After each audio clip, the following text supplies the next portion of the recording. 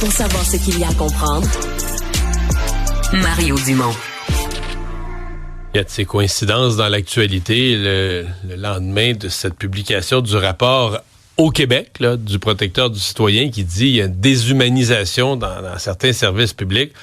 On a cette histoire, là, c'est le fédéral, là, ça n'a pas de rapport, c'est le fédéral, mais quand même, où une proche aidante se retrouve potentiellement sans revenu, en fait, même dans un choix difficile peut-être d'abandonner un proche là, qu'elle accompagne dans une maladie, dans une fin de vie. On va lui parler tout de suite pour se faire expliquer comment s'est retrouvé dans les dédales de la bureaucratie du gouvernement fédéral. Chantal Chagnon, bonjour. Bonjour, M. Dumont. Commencez par nous expliquer là, votre rôle, là, l'accompagnement que vous faites avant de parler de gouvernement puis de problèmes. OK, j'avais l'expérience, je l'avais faite à ma maman en 2018. J'avais pris un congé de compassion, j'avais déménagé chez elle et j'ai passé les 6 derniers mois de sa vie avec elle jusqu'à temps qu'elle demande l'aide à mourir. Et là, c'est au tour de votre père d'être malade présentement. Ben là, à la suite du décès de ma maman, mon papa s'est emmené vivre avec moi. Et en mars dernier, on nous a annoncé qu'il y avait un cancer des intestins à l'hôpital.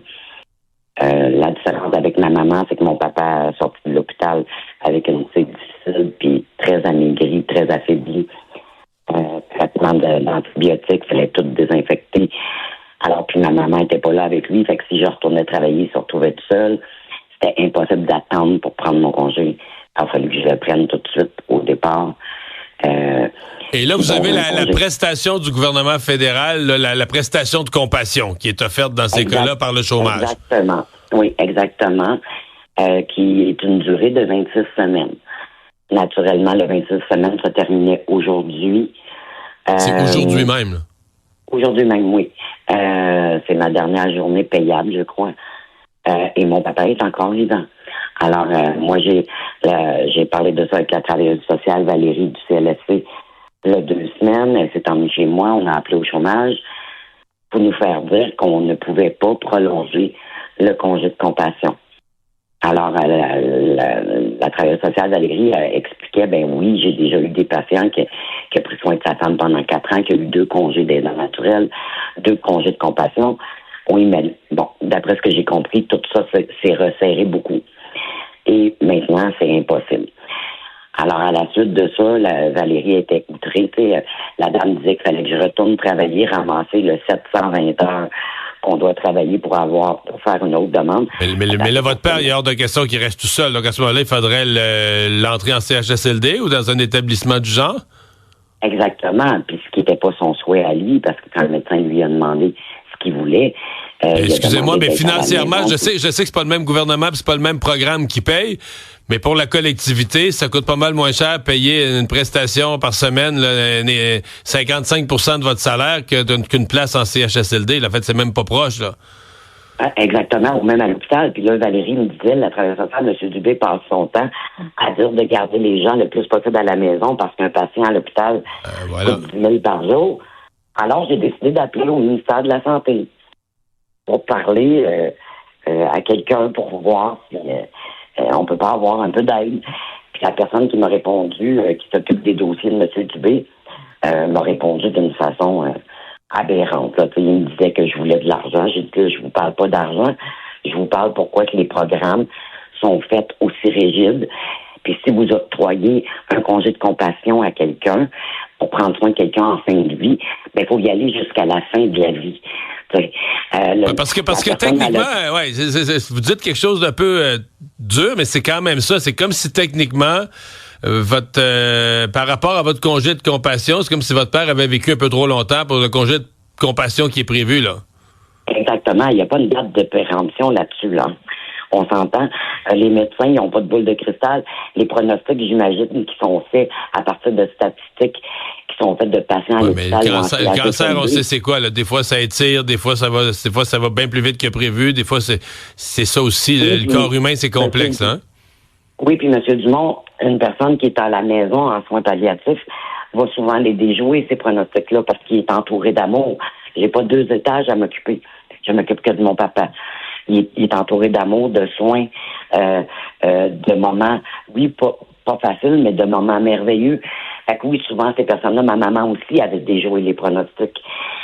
Puis on me disait, tu sais, encore le médecin la semaine passée, l'infirmière me disait, ton papa, s'il était resté à l'hôpital, il serait décédé déjà depuis un bon bout de temps. C'est pas du tout la même chose. Ils n'ont pas le temps à l'hôpital. Puis je comprends ça. Mais là, si vous octroyez, si ça existe, ces programmes-là, ben, il faudrait que ça serait moins rigide, puis il faudrait au moins que ce soit pour la durée de la vie de la personne. Fait que là, j'ai rappelé au chômage. Vous avez rappelé au chômage? Oui. J'ai rappelé au chômage pour savoir si je pouvais au moins faire une demande d'aidance naturelle. Puis la personne m'a répondu, ben non, il fallait faire la demande d'aidance naturelle en premier et la demande de compassion après. Le contraire, ça peut pas. J'ai dit oui, mais si vous regardez dans mon dossier, je l'ai fait la demande d'aidance naturelle en premier. Mais c'est vous, le chômage, qui m'avez appelé pour me dire que j'avais pas rempli le bon formulaire. Puis que vous m'avez donné les numéros avec les lettres du formulaire, aller chercher sur Internet. Le médecin l'a fait. J'étais allé porter ça. Tu arrives au bureau de chômage, tu prends un numéro, tu passes dans un cubicule, tu remets 2 feuilles, personne te parle, personne te dit rien. C'est vous qui m'avez demandé. Oui, il m'a dit, vous avez rempli un formulaire d'aidance naturelle, mais il y avait un pronostic de fin de vie. Et là, j'ai dit, vous jouez avec les mots. Parce que si quelqu'un m'avait expliqué, le médecin aurait marqué juste cancer, aurait pas mis le pronostic, j'aurais eu mes 15 semaines d'aidance naturelle. D'abord, vous auriez pu avoir plus long, mais il aurait fallu faire appel au bon programme avant, dans l'ordre, mais là, parce qu'il y avait un pronostic de fin de vie, ça vous enlevait le droit au programme. Et quand on dit pogner d'un dédale, pogner d'un labyrinthe de la bureaucratie, c'est vraiment le cas. Vous avez parlé tantôt d'argent, mais corrigez-moi, vous êtes loin de faire, vous perdez de l'argent, même en ayant la prestation. C'est quoi? C'est 55% de votre revenu habituel. Donc vous perdez déjà beaucoup d'argent pour agir comme aidante naturelle. Là. Ça vous permet de survivre, mais vous perdez de l'argent beaucoup. Exactement. Puis quand j'ai appelé au bureau de M. Dubé, puis que la personne m'a répondu, vous voulez faire de l'argent, j'ai dit pardon. Parce que probablement que vous n'avez jamais fait ça dans votre vie, là, parce que quand on est aidante naturelle, la chose qu'on ne fait pas, c'est de l'argent. On perd de l'argent. On est payé à 55% de notre salaire, puis quand tu prends soin de quelqu'un en fin de vie, c'est des essais-erreurs, autant avec la nourriture, avec le confort, c'est des dépenses. C'est le contraire. Là. On n'est pas là pour faire de l'argent quand on prend soin de quelqu'un. On le fait par amour, par compassion. On le fait parce qu'on la personne, tu sais, mon papa disait à la journaliste, ma fille c'est mon soleil, puis je sais comment elle a pris soin de ma femme, puis je veux pas que personne d'autre prenne soin de moi, que elle, il a mis sa vie dans mes mains. C'est pas facile d'être aidant naturel parce que c'est demandant, mais c'est aussi pas facile moralement, psychologiquement, parce que quand t'es pris en plus. Avec toute cette bureaucratie-là. Puis le monsieur du ministère de la Santé a fini par me répondre, écoutez, c'est votre choix. Vous avez décidé d'arrêter de travailler, de prendre soin de votre père. C'est à vous de le laisser à l'hôpital puis de continuer à travailler. Alors, Madame, Madame Gagnon, je pense que c'est un choix que vous avez fait qui est honorable, que vous regretterez pas plus tard dans votre vie, j'en suis convaincu. Ceci dit, j'espère que le fait d'en parler publiquement va faire bouger les choses au niveau de la bureaucratie. Merci de nous avoir parlé aujourd'hui. Bonne chance pour la suite. Salutations à votre père. Au revoir. Merci infiniment. Au revoir.